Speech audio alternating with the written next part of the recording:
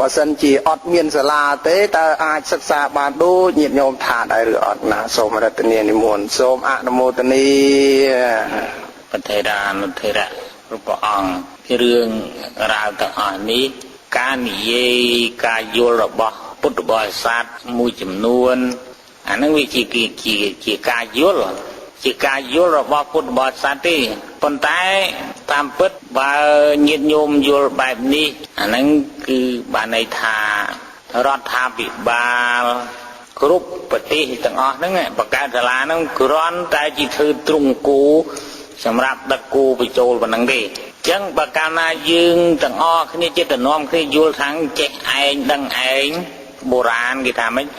រីនឹងចេះឯងដូចអ្នកបង្វេងកណ្ដាលអទ្វា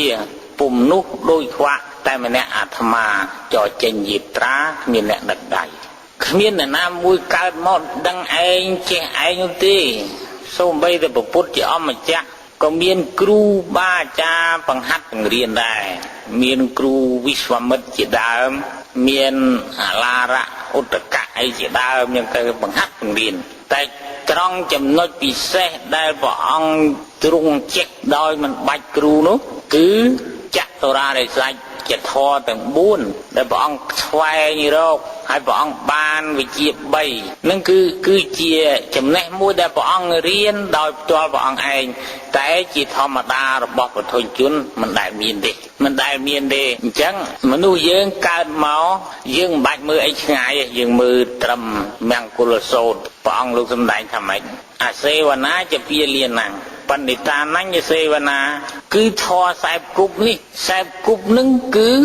ជាប្រព័ន្ធអប់រំមួយហើយណាជាប្រព័ន្ធអប់រំមួយហើយប្រព័ន្ធអប់រំនឹងវាមាន3នេះនិយាយតាមការយល់គឺទី1ចូលសាលារៀនទី2សិក្ខាសាលាទី3ទេសនាអញ្ចឹងនឹងគឺជាប្រព័ន្ធអប់រំមួយជាបណ្ដាញសេវាកម្មនៃការសេពគប់របស់មនុស្សពីមនុស្សនិងមនុស្សពីមនុស្សជាមួយនឹងធម្មជាតិអញ្ចឹងមនុស្សយើងនឹងតែកើតមកក្នុងលោកកសន្នវានឹងលោកទុកដូចជាមនុស្សខ្វាក់អញ្ចឹងដូចជាមនុស្សពិការភ្នែកដែលបុរាណថារីនឹងចេះឯងដូចអ្នកបង្វេងកណ្ដាលអទ្វាពុំនោះដូចខ្វាក់តែម្នាក់អាត្មាចោចេញយាត្រាគ្មានអ្នកដឹកដៃអញ្ចឹងគេបង្កើតសាលាហ្នឹងគឺមានប្រយោជន៍មិនមែនចិត្តតែធ្វើចិត្តតែនិយាយតាមការនឹកឃើញអុយធម៌ពុទ្ធណាមិនមែនគ្រាន់តែថាអានមើលអានប៉ុណ្ណឹងទេអ្នកប្រាជ្ញក្រុមជំនុំបត្រៃបិដករៀនរាប់ឆ្នាំអាត្មាធ្លាប់ដឹងតាមសម្ដេចបឋមលិខិតលោកមានទូលគ្រាន់តែរៀនវិទ្យាករ7ឆ្នាំសំណាក់គឺតែកាលសម័យនោះมันមានសាលាទេរៀនតាមផ្ទះតាមផ្ទះអ្នកស្រុកតាមក្រុមកុដលោកតាមអីចឹងទៅអាហ្នឹងក៏ជាសាលាដែរគឺឲ្យឈ្មោះថាសាលាដែរគឺសាលាហ្នឹងគឺមានន័យថាជាថ្នាលបណ្ដុះចំណេះដឹងតែសម័យកាលនោះมันមានសង់សាលាដូចសម័យបច្ចុប្បន្នទេសាលាសម្បូរបែបចឹងទេពីសម័យនោះគេរៀនក្នុងសំណាក់គ្រូអញ្ចឹងរៀនហ្នឹងត្រូវតែមានគ្រូត្រូវតែមានសាលាតិចច្រើនគឺត្រូវតែមានអ្នកដឹកដៃបុរាណគេប្រាប់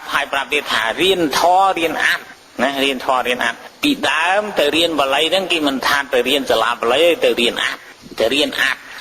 តធម៌ណាអត្តធម៌យ៉ាងម៉េចទៅដូចជាក្នុង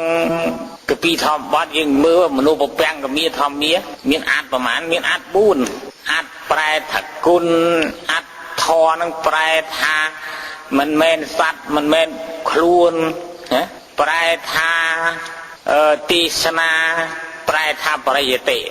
នេះអត្តរបស់ពធមាន4យ៉ាងដែលមនុស្សពពាំងកមាធម្មាគេរៀនអញ្ចឹងរៀនប្រែអញ្ចឹង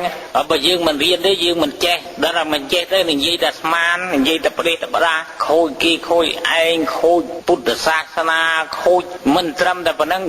និយាយខ្មែរខូចវិជាកខ្មែរទៅទៀតញាតិញោមពុទ្ធបរិស័ទពិចារណាមើលទៅហើយខ្ញុំកណាអាត្មាអ្នកនិយាយហ្នឹងក៏មិនមែនជាវិជាករណបណ្ឌិតដែរគ្រាន់តែធ្លាប់បានចូលសាលាធ្លាប់បានខ្សែគប់អ្នកប្រាជ្ញធំម្ល៉េះហើយវាដឹងរបៀបខ្លះក្នុងការនិយាយភាសាខ្មែរយើងក៏ដូចជាភាសាបរទេសយ៉ាងដែរមិនមែនខុសគ្នាអីប្រមាណទេ បាលីក៏ចឹងខ្មែរក៏ចឹងគេមានអញ្ញត្រៈសាបពាក្យខ្លះហ្នឹងដូចតែពាក្យត្រូវថាម៉េចគេមិនឲ្យថាចឹងគេថាចេះតើវាដោយមានមូលហេតុយ៉ាងម៉េចបានគេឲ្យថាចឹងនឹងវិយាករគេប្រាប់តិចទីចឹងដូចពុទ្ធហាំងសារណង្កេច្ហាមិបើយើងមិនរៀនទេថាមិនត្រូវទេថាមិនត្រូវហើយមែនទេនេះចង់យកស្ទីលយកអីគេហៅណូបមិនទេភាសាគេធ្លាប់និយាយក្នុងបច្ចុប្បន្នយកអែណាយកអែខ្លាំងពេកទៅពុទ្ធហាំងពុទ្ធហាំងសារណង្កេច្ហាមិហ្នឹងឃើញទេអាហ្នឹងដល់គេស្ដាប់ទៅគឺអ្នកហ្នឹងឯងគឺមិនចេះមិនរៀនបាលីទេមិនដែលចូលសាលាទេរៀននឹងរៀនអត់ចេះអត់គ្រូអាស្មាបើកវងកញ្ចក់នេះចុះពាក្យខ្លះពាក្យខ្មែរសុទ្ធហ្នឹងទៅអានដូចបាលីចឹងដល់អានដូចបាលីខ្មែរគេមិនដែលថាចឹងទេគេអានខ្មែរនិយាយហ្នឹងមិនដឹងជាអាណាប្រធានអាណាកិរិយាសព្ទអាណាកម្មបត្តិអីនិយាយទៅប្រទេសទៅផ្ដាស់តាមអនឹកឃើញចាប់ចុងប្រយុងដើមដឹងក្បាលដឹងកទួយណាដូចតែងសេចក្តីតែងសេចក្តីវាគេមានសេចក្តីផ្ដើមវាមានតួសេចក្តីវាមានសេចក្តីបញ្ចប់ទោះបីជាតែងសេចក្តីបែបពិពណ៌នាក្នុងសាលាបឋមក៏ដោយក៏គេមានអញ្ចឹងដែរគឺគេតែងសេចក្តីគេមានសេចក្តីផ្ដើមមានតួសេចក្តីមានសេចក្តីបញ្ចប់ហើយយើងស្ដាប់មើលអ្នកប្រាជ្ញសងថ្ងៃហ្នឹងនិយាយហ្នឹងចាប់ចុងប្រយុងដើមប្រធាននិយាយប្រធានឧទាហរណ៍ថាលើកប្រធានបទអីមួយយកមកនិយាយអត់ដែរចប់ទេមិនចប់និយាយមិនត្រូវទិសនិយាយមិនចំលក្ខណៈបែកឆ្វេងទៅនេះទៅនោះអាសេចក្តីផ្ដើមហ្នឹងផ្សេងតួសេចក្តីផ្សេងដល់សេចក្តីបញ្ចប់នោះផ្សេងយូរទៅវាចាក់ប្រធានអាការយល់ច្រឡំចិត្តតែជ្រៅទៅមកពីអីមកពីមិនដែលចូលសាលាតែមិនដែលចូលសាលាហើយអ្នកណាក៏ដោយកុំបាច់អួតថាខ្លួនឯងអ្នកប្រាជ្ញកវីបណ្ឌិតចេះតែងនេះតែងនោះគ្មានដែលមិនបើមិនចូលសាលាមិនបានរៀនបាលីគ្មានគ្រូអាចារ្យបង្ហាត់បង្រៀនទេมันអាចទៅតែងបល័យអីបានទេគេរៀន4 10 20ឆ្នាំគិតតែអាត្មាបួស20ឆ្នាំជាងធ្លាប់រស់នៅជាមួយសម្ដេចលាស់ឡាយនឹង2 3ឆ្នាំរៀនវិយាករណ៍រៀនវិធីប្រែបល័យរៀនតែងឆាន់អីនៅតែមិនចេះផងមិនចេះធ្វើមិនកើតផងអាត្មាអត់ហ៊ានអួតទេនេះបើប្រើភាសាអញ្ចឹងគួរតែកែខ្លួនទៅ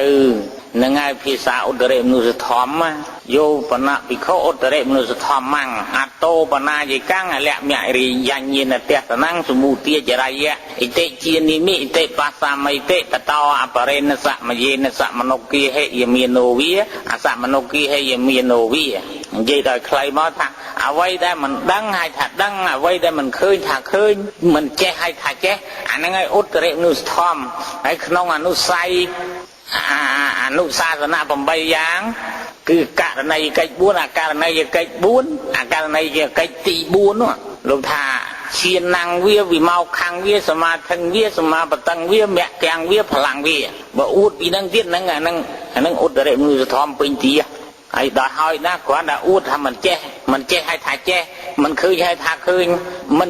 នដឹងឲ្យថាដឹងអាហ្នឹងចាត់ទុកថាជាឧត្តរមនុស្សធម៌របស់បុគ្គលអួតគុណពិសេសរបស់ខ្លួនបរាជិកពេញទីហើយញាតិញោមពុទ្ធបរិស័ទនឹងជាទោសច្រើនណាស់ក្នុងការរៀនសូត្របើយើងមិនបានចូលសាលាគ្មានអ្នកដឹកដៃទេបុរាណថាដូចជាមនុស្សដែលដើរក្នុងព្រៃម្នាក់ឯងវង្វេងរកទិសរកតំបន់រកផ្លូវចេញមិនឃើញទេខូចទាំងវិយាករណ៍ខ្មែរខូចទាំងភាសាខ្មែរខូចទាំងធម៌វិន័យខូចទាំងរបៀបវិយាករណ៍បាលីភាសាបាលីហ្នឹងគឺខូចភាសាពុទ្ធភាសាព្រះខូចបាត់អញ្ចឹងហើយញាតិញោមពុទ្ធបរិស័ទរឿងបុរាណចាស់ទុំហ្នឹងលោកអាងដែលមានបាលីនៅក្នុងកាពីវិសុទ្ធិមគ្គភាគ3បញ្ញាភូមិនិទេសនៅទំព័រ1102ដែលមានបទបាលីថាយថានាមចច្ចន្ធោនរោអបរិនិយកោเอกติเยติมัคคิเนะอุมัคคินาเปเอกติสังสารោสังสรังเปียโลตถา បរិអបរិនីយកោករោតិเอกติปัญญังอปัญญมะเปเอกติยะติจญัตวาโสธัมมังสัจจานิอภิสมิสติตติอวิจูปัสมาอุปสันโตจริสติมนุษย์ขวะอัมปีกำเนิดបើគ្មានអ្នកដឹកដៃទេជួនណាក៏ដើរផ្លូវត្រូវជួនក៏ដើរផ្លូវខុសមានឧបមាយ៉ាងណាចំណែកមនុស្សអន្តពាលបើមិនមានអ្នកប្រាជ្ញព្រានប្រដៅទេតែញ៉ាំទូលទៅក្នុងសង្សារវដ្តឥតស្រាកស្រានឡើយជួនណាធ្វើទៅលើអំពើបុណ្យជួនណាក៏ធ្វើទៅលើអំពើបាបក៏មានឧបមាដូច្នោះលុះតែជននោះដឹងច្បាស់នៅធម៌ត្រាស់ដឹងនៅសច្ចៈវិលាណា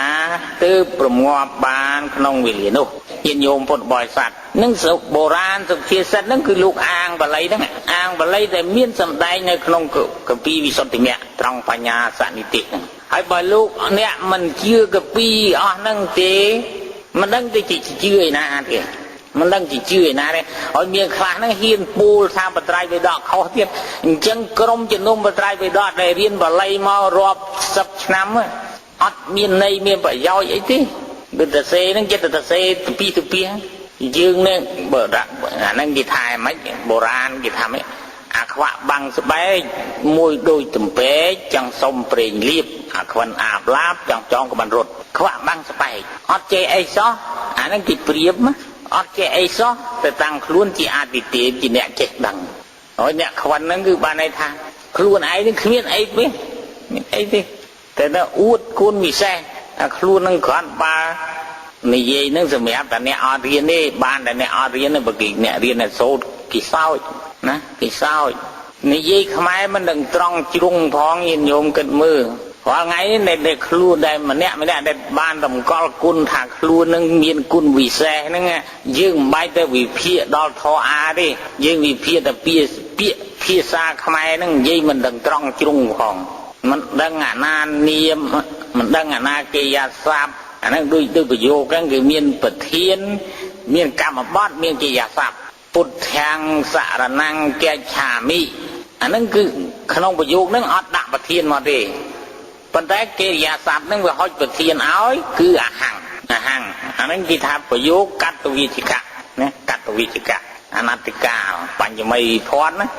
បញ្ញមីហ្នឹងមិនមែនបញ្ញមីក្នុងវិភ័ណ្ឌនាមទេគឺបញ្ញមីវិភ័ណ្ឌអក្សរគេថាអហੰរីខ្ញុំគេច្ឆាមីសូមដល់ពុទ្ធាំងនៅពុទ្ធសរណង្កជាទីពឹងគេថាដល់គេនិយាយទៅជាសេចក្តីខ្មែរគេថាខ្ញុំសូមដល់នៅ